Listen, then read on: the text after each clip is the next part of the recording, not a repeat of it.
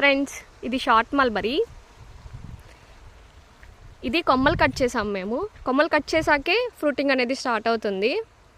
చూసారా, ఇది కూడా ఇదిగోండి ఇలా వస్తాయన్నమాట. ఇది షార్ట్ అంటే చిన్న చిన్నగా ఉంటాయి అన్నమాట మల్బరీస్.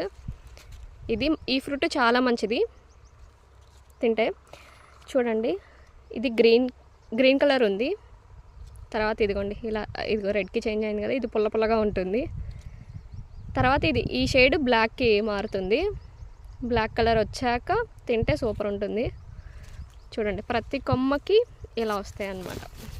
ఇదిగోండి ఇలా చెట్టు అంతా ఉన్నాయి. ప్రతి కొమ్మ మనం కట్ చేసిన దగ్గరల్లా ఇలా ఫ్రూట్ స్టార్ట్ అవుతుంది.